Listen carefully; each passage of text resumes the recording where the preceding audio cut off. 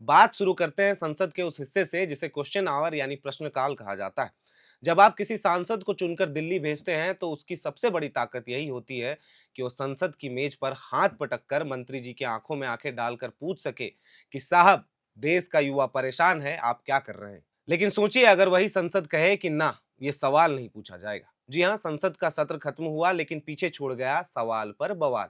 दरअसल कॉकरोच जनता पार्टी यानी सीजेपी, जिसके नेतृत्व में बीते दिनों छात्रों और युवाओं ने जंतर मंतर पर एक बड़ा आंदोलन किया, उससे जुड़े 6 सवालों को लोकसभा में पूछने से ही रोक दिया गया। सांसद जी सवाल लिखकर लाए थे लेकिन उन्हें थमा दिया गया लोकसभा के नियम 41/2 का एक फरमान और सवाल हो गया डिसअलाउड। अब इस पर सीजेपी के मुख्य प्रवक्ता सौरभ दास भड़के हुए हैं। उनका कहना है कि जब संसद में जनता की आवाज दबाई जाएगी तो लोग फिर सड़कों पर उतरने के लिए मजबूर होंगे। क्या है वो 6 सवाल, क्यों डर गई सरकार, और क्या सच में संसद को सिर्फ नीतियां सुनाने वाली रबर स्टैम्प बनाया जा रहा है? नमस्कार, मेरा नाम है विकास और आप देखना शुरू कर चुके हैं एयर नाउ।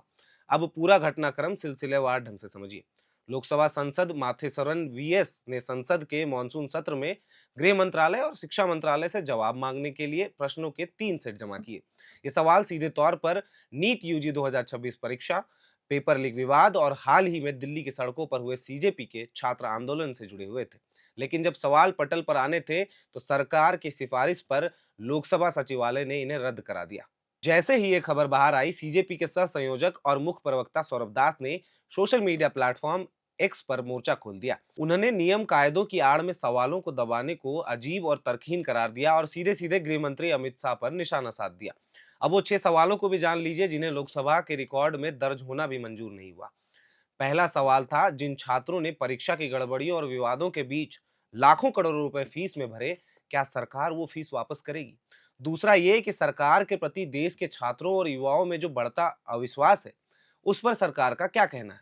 ये भी कि दिल्ली में जब सीजेपी के छात्र शांतिपूर्ण प्रदर्शन कर रहे थे तो उन्हें पीने का पानी और शौचालय जैसी बुनियादी सुविधाएं आखिर क्यों नहीं दी गई?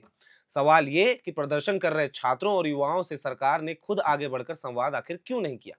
पांचवा सवाल कि आखिर पेपर लीक को रोकने, छात्रों के कल्याण और पूरी शिक्षा प्रणाली में सुधार के लिए सरकार का ठोस रोडमैप आखिर है क्या?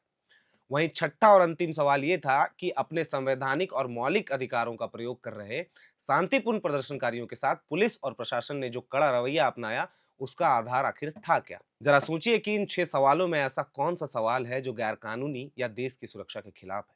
ये सारे सवाल उस आम छात्र के हैं जो सड़कों पर लाठियां खा रहा था।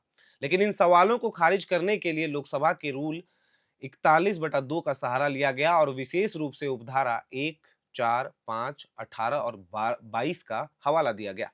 तकनीकी भाषा में कहें तो ये नियम तब लगाया जाता है जब सवाल बहुत लंबा हो, अनुमानों पर आधारित हो या किसी संस्था की अवमानना करता हो। लेकिन सौरभ दास और विपक्ष का तर्क बहुत सीधा है कि क्या नीट की फीस मांगना अनुमान है? क्या प्रदर्शनकारियों को पानी देने का सवाल उठाना अवमानना है? इस पर सौरभ दास ने कहा कि क्वेश्चन आवर संसदीय लोकतंत्र की आत्मा है। मंत्री जी जो इतने बड़े ताकत और जनता का पैसा लेकर बैठे हैं, उन्हें चुने हुए प्रतिनिधियों के सामने जवाब देना ही होगा। आप संसद को सरकार की अपनी नीतियों को सुनाने का एक रबर स्टैंप नहीं बना सकते। इस पूरे विवाद में सीजेपी ने सबसे तीखा हमला केंद्रीय मंत्री गृह अमित शाह पर किया है। सवाल ये उठाया गया है कि जब दिल्ली में हफ्तों तक छात्र जो है सड़कों पर थे, पुलिस कार्रवाई और लाठीचार्ज के आरोप लग रहे थे, तब देश के गृह मंत्री संसद के पटल पर आकर स्थिति स्पष्ट क्यों नहीं कर रहे थे? अगर संसद के भीतर पुलिस कार्रवाई पर सवाल नहीं पूछे जाएंगे, शिक्षा मंत्रालय से पेपर लीक पर जवाब नहीं मांगा जाएगा, तो फिर जनता आखिर जाएगी कहां? यही वो सवाल है जो आज व्यवस्था से पूछा जा रहा है कि अगर संसद में चर्चा का दरवाजा बंद होगा तो फिर सड़क का दरवाजा अपने आप खुल जाएगा। यानी कुल मिलाकर यह मामला सिर्फ 3 सेट सवालों के खारिज होने का नहीं है। मामला यह है कि क्या संसद केवल सरकार के भाषण और विधेयक पारित करने का एक केंद्र बनकर रह जाएगी?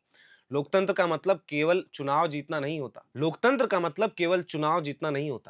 का मतलब होता है कि हर उस छात्र, हर उस व्यक्ति, हर उस जनता, हर उस युवा के प्रति जवाबदेह होना जो सालों साल मेहनत करके परीक्षा की तैयारी करता है। अगर उसके सवाल संसद से गायब कर दिए जाएंगे तो ये अविश्वास और गहराएगा। क्या आपको लगता है कि नीट और छात्र प्रदर्शन से जुड़े इन सवालों को संसद में पूछा जाना चाहिए था? क्या नियमों का हवाला देकर ऐसे सवालों को खारिज करना सही है?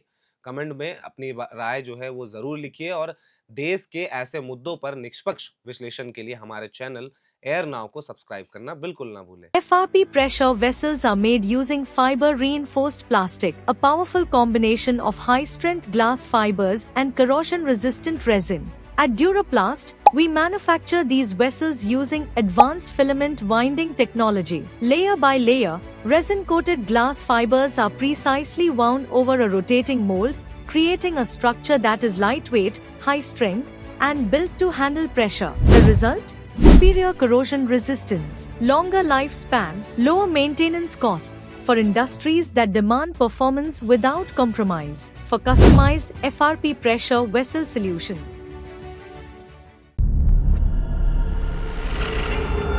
Thank you.